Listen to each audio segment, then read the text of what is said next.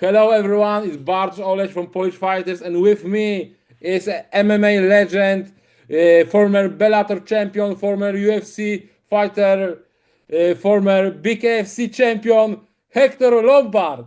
Hello, mate. Yeah, of course. Yeah? We got some music here. These dickheads, they came around me. Like I say, I try the energy. It's crazy. I was here by myself, and these guys they come around. That's you. Fuck, you did. Yeah. Do you think you could have achieved more in MMA than you actually did? Oh yeah. But remember, companies fighting different purpose. Like if you come from an organization that is competitive with the another one, they gotta try to embarrass you. You know, they're gonna try to push you down because it's not about you, it's about the legacy of the company. Yeah. So that happened to me. I had to suffer all of that.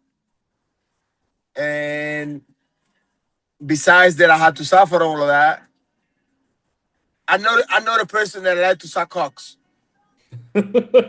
So if you don't suck the promoter's cock, he gotta kick you out.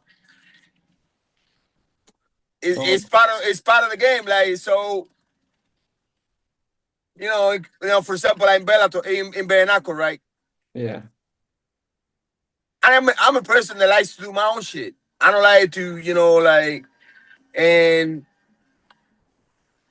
that's the reason why Juggernaut, which is Juggernaut, suck David famous cock. It was impossible for me because they didn't want me to be successful because I treat everybody the same.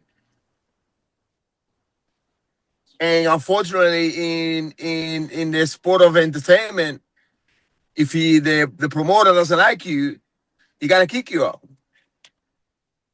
This is set true. Yeah, I mean, believe me, I know. I've been through all of this. Okay. But what can we do? You're Bellator first middleweight champions. Looking back to the past, what are your thoughts on your time with this organization, with the Bellators? I was a 4-time Bellator champion. I won 2 times the tournament and I defended my belt twice. They're the same shit, bro. They're garbage, you know. I remember like in my second Bellator fight, World Championship fight with Shlemenko, I won the fight. I was sick as fuck, and then I won the fight, and the motherfucker didn't want to give me the belt. I had to run to him, chase him all across the fucking venue for him to handle me the belt. Bro, I want this belt. And he goes, yeah, but you already have a bunch of ones of us belt. I said, bro, it's my belt.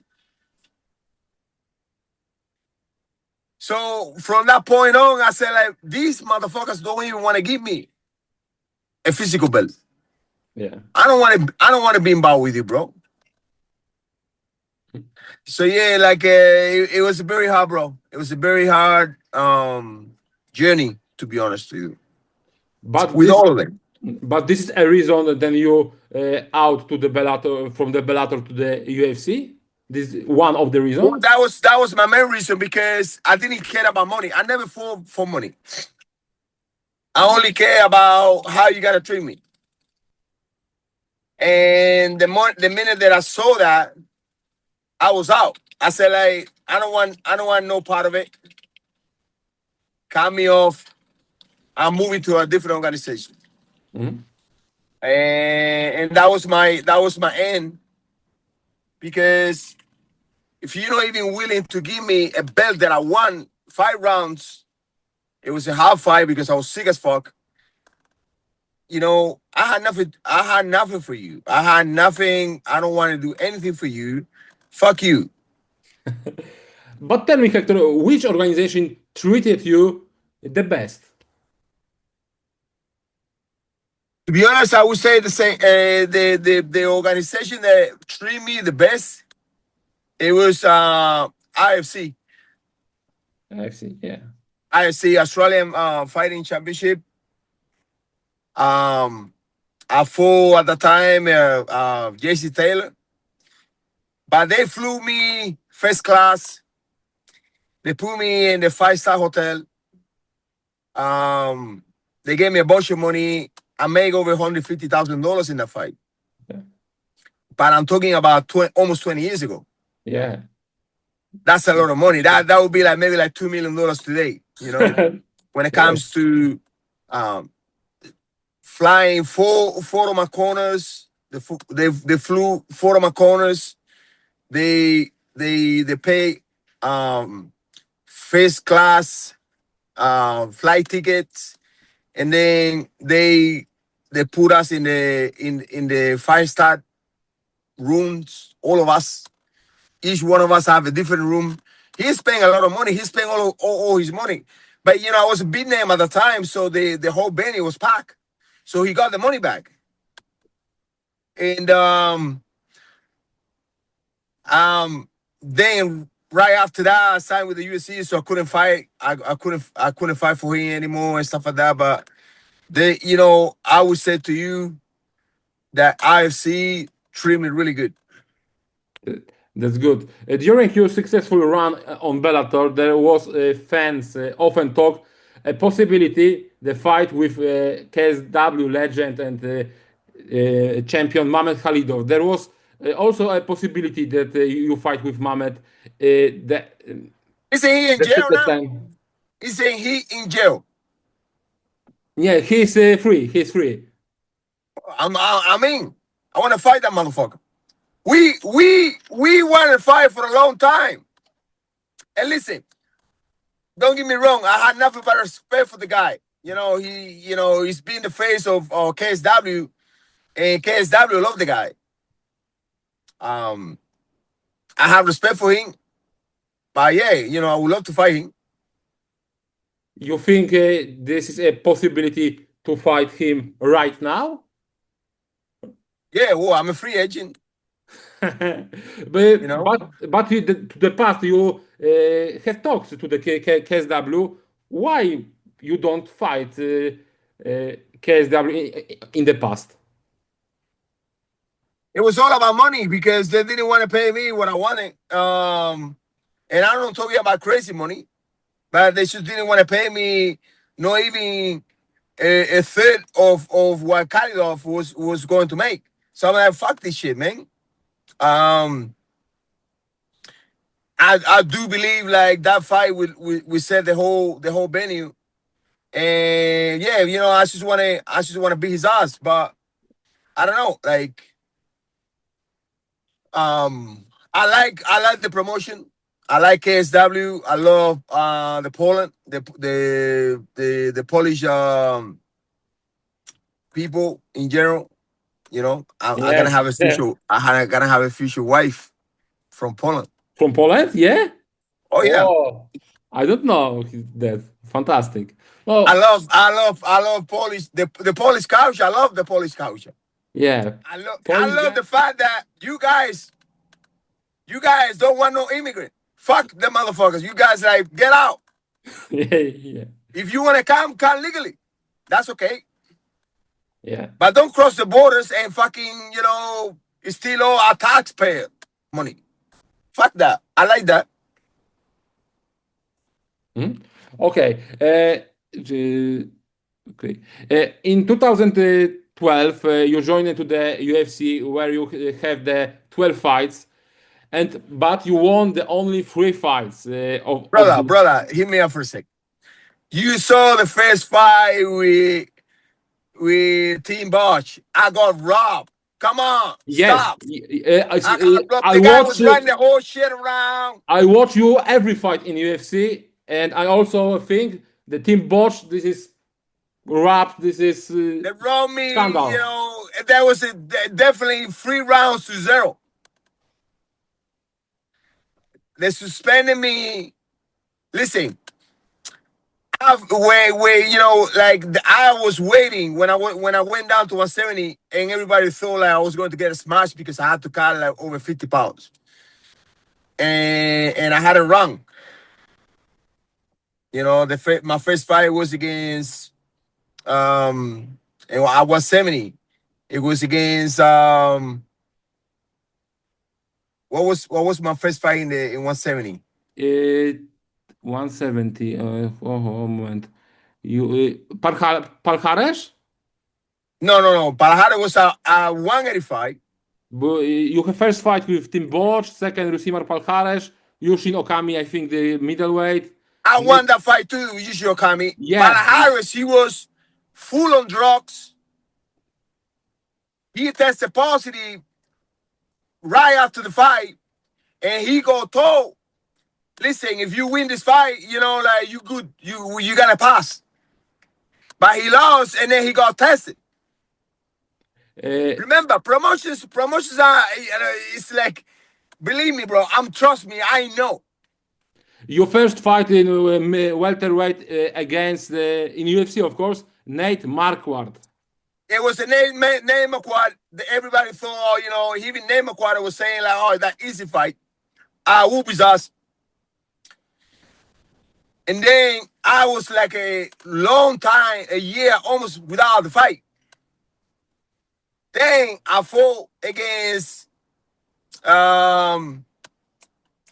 what's the name? This motherfucker. He was a top. He was a top 4. Jake Shield. He was a top 4, and they're promising if you beat him, you gonna get the title shot. He lost, and then he got cut. And still, they gave him. It was a unanimous decision fight, and they're still giving kind of like a split decision. I was like, what the fuck is this? They're even giving it round. I was like, how is possible they're giving a round to this guy when I threw him around the whole fight? So then I stayed a year and a half without a fight. And they had to sign what's the name? This guy used to be the WWF champion. Yeah. They signed him. What's the name of him? But Look it up. you don't think Jake Shield, yeah? No. No. I won against Jay Shields, and then I have to wait for like almost a year without the fight because everybody was kind of like saying no to me. Then you fight about Josh Bergman. Josh Bergman. I fought against Josh Bergman that he was from another organization. They signed him up because nobody in the UFC wanted to fight me. I beat him. I got tested 4 months later. I was supposed to fight Rory Madonna for the #1 contender. And 4 months later, on my way to Canada, they say, oh, you got tested positive. And I'm like, bro, it's been 4 months. Now you got to tell me that? Whoa. And if you see my fight, if you see how much like 50 pounds, how can I be on steroids when I had to cut like 50 pounds? It's impossible. Yeah. But it's been a journey. It's been a journey in life. It's been a journey for all these because I learned like even all these entertainment promotions are entertainment. And if you don't suck the owner's cock, he will kick you out or he will make your life impossible. This is sad story. Very, very sad. I know it's sad, but it's a story of life. Okay, but we go food in the future. For now, you are the bare knuckle fighters. Tell me why you go to the this fight, because you know this is I think this is more brutal than MMA. Look, listen, I'm a fighter in general. I used to fight with machetes in Cuba. Yeah. So I care less about, because I had no fear of me. I signed with BKFC, and they have a circus around me. The whole fucking journey, that I even had to say to the guy, bro, give me my release. I don't want to fight for this shit no more. They have a circus, like from having the guy jumping in the ring, being in my face, to don't having make the way. Jaggernaut never make the way in my fight. Yeah. He never make the way. That's why I slap him in the weightings, because I'm a bet you never made the way. And then they got a guy from the athletic commission checking what I was drinking all the time before my fight with him. And I'm like, what the fuck is this? Like, I couldn't even drink a Gatorade or nothing, because they're like, you drink water. Yeah. And on my way to the fight with Jagana, they put a light on my face. I couldn't see shit. That's why my first round, I lost my first round because I couldn't see. And then I won the second round, the third round, the fourth round, and the fifth round. And then I was like, what the fuck? So I said to him, like, give me a release. I don't want to fight for you no more. On 2023, you joined the Polish organization Gromda, you know, the Bernacle too. Why you weren't to fight in Gromda to the 3 years, then they announced to the contract with you? You know, I feel like he wasn't, and this is my opinion, because, you know, from that point when I went through all the struggles with Bernacle and all this organization, I just didn't feel like it wasn't right to fight for the guy, because I didn't have that energy. Yeah. You know, I didn't feel like he's gonna do the right thing by me. Oh. When it comes to be fair, if I win the fight, you give it to me. I never felt, I didn't have the feeling like he was going to do the right thing. That's why I didn't continue with him, because I never felt like it was going to be fair. But then I went to the last fight mode. I got to be around Sly and all his people. He's a hell of a guy, very positive guy, very open. No racist guy. No, you know, like, it's just a good guy. And that's the reason why I want to fight for him, because he's just a good guy. And I feel like he's gonna do the right thing by me, whether I win or lose. You know, for me, it's not about winning or losing. It's about you do the right thing by me, bro. Like, life is hard enough, and then on top of that, fighting is hard enough for you to come on top of that and try to fuck me. So that's the reason why he flew me up, and I got to spend some time with him, and I love the guy. Yes, Łukasz Jurkowski is this good guy, Polish legends. Yeah, I love his team. Everybody's positive. Everybody, with full great energy. So I like that, because, you know, like, most people, they want to fuck you, and I'm sick of it.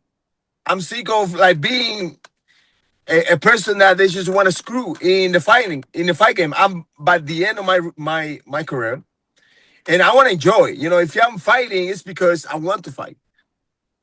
You know, it's not because the money. It's not because I just want to fight, but I want to fight for the right organization. But what do you think about the fight mode, the first event? For me, it was an amazing event. You know, fights were great. The environment was great, and you see the promotion was great. The venue, everything was great. So I love it. I love the fight mode. I love the promoter. I love everything about. I know you can't reveal any details, but tell me do you already have the opponents for the fight mode 2? If not, maybe who would to like to you in the fight mode 2? Maybe, you know, Polish legend like Michał Materla, maybe Daniel Omielanczuk. Yeah, we'll have to find Matela. I see Matela is one of the biggest names in Poland. And I would love to fight Matela. These are my two guys that I want to fight because they've been around the game as long as I've been. Matela and Khalidov. Khalidov. So, you know, you know, he has all the fighters. Let me see. He sent me this one. Okay. A few years ago, you fought a few years ago, you fought the Octagon MMA against Vlasto Cepo. Why do you do not continue the fights in Octagon, and why you don't continue to the MMA? I mean, I wasn't training for, like, to be honest, I wasn't training for that fight for like a fucking 3-4 years. I jump in and I fought the guy. And we was going to do business with him. That's the reason why I kind of like fought him, because we want we want them to go public and raise you know, $500 million into that company. Didn't happen, and all my guys kind of like back off from that deal. I think they wanted $1 billion to go public at the time, and you know, everything went off. You know, it's a great organization. I love the guys. You know, they're all great people. But everything fall off, you know, and you know, I've been doing so much shit with my inventions, my jump wraps, my inventions, my scoop, this and that. I was, you know, we kind of like left it out. But yeah, you know, they're a great organization also. But I do believe like Sly is gonna take over. Yeah. During your great career, you had the opportunity to fight on the legendary organization from Japan, Pride. What do you think about that episode in your It was life? a piece of shit fucking organization, to be honest to you. Look, I went there and I was supposed to sign with them. I was a young kid at the time, a little bit crazy. And they wanted me to kind of like to fight. I didn't want to fight. I went there to sign because I was going through the wars at the time. And I had like a lot of drama in my life. So they ended up convincing me. And then I signed to get the fight. Yeah. I had no training at all. Oh. Oh, we're going to get you easy fight, blah, blah, blah. They got me Akihiro Gono that it was in the tournament. What the fuck is easy fight? You know, that's no fucking easy fight. The Akihiro Gono, he ended up being, you know, the semifinal in that fucking tournament. And he was sharp as fuck. And that night before, we go for dinner. And, you know, just Japanese, they have like kind of like some bullshit, rituals, whatever.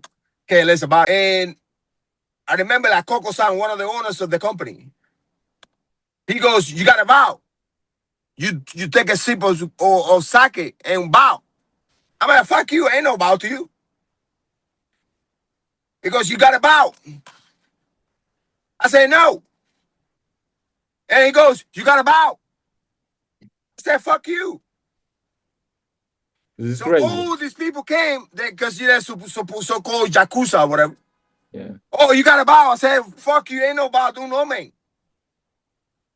I know bow to no man. Fuck you. So they got a bunch of Yakuzas. They were there full of tattoos, whatever. I said, oh, I ain't not scared of you. Not scared of nobody. Fucking go and kill me. So it was a fucking crazy night, and then a few days later, I had to go and fight.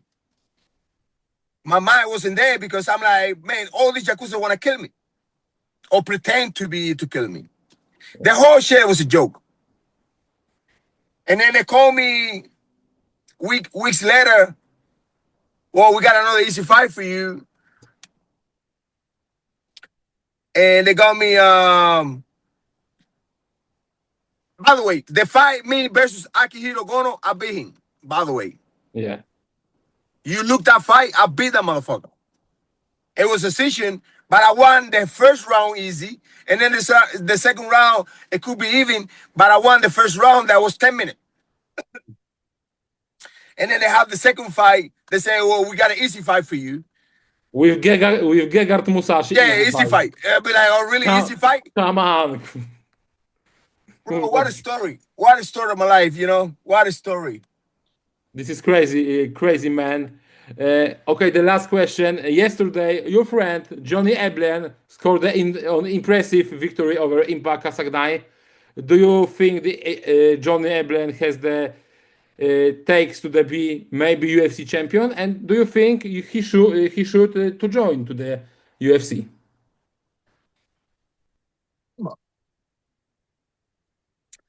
I'm going to say this publicly.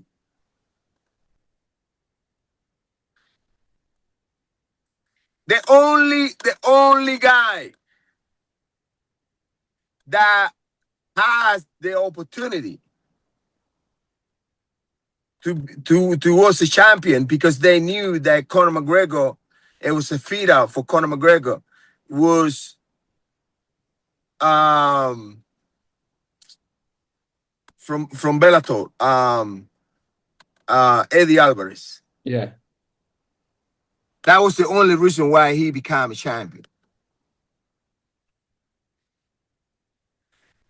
I don't think that nobody from Bellator will be anywhere champion in UFC. It's a business. Yeah. It's a business. And it had nothing to do with the talent.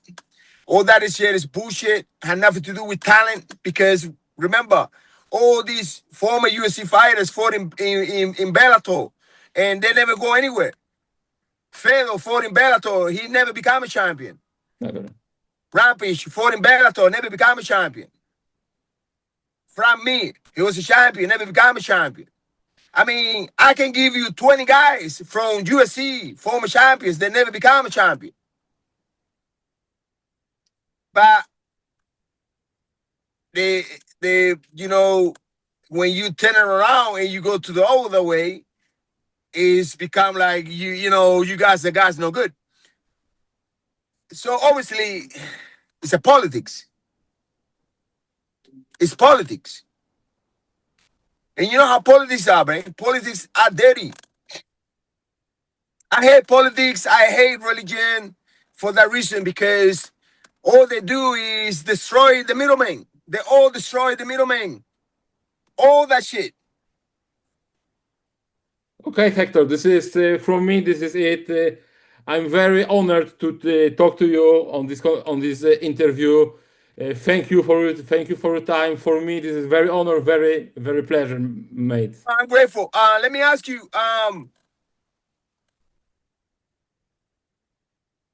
Try to push that fight. Me and we can do it at KSW or we can do it anywhere.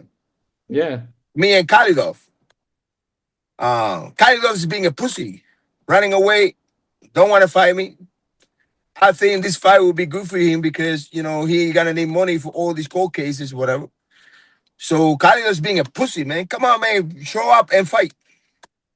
Look, Khalid, I think the Mamed, maybe he will fight in Gliwice, December, I think. Fight against you. I mean to fight that motherfucker.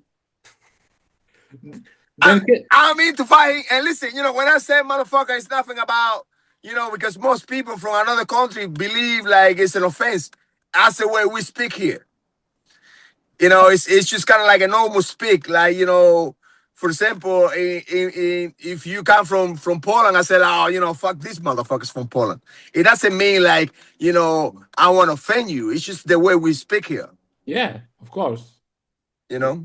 You know, you want the not so many the right back than I write the Instagram for the foreign fighters, not to the Poland, not to the Europe. You Gleison Tibau is the two guys. Gleison Tibau is the nicest motherfucker on earth. Yes, I waited to talk to. I love this motherfucker to death. This is a veteran also to you. This is best guy. The best. The best. Okay, Hector, thank you for time. They're really honored. I hope then we will then meet in Poland and the fight mode too.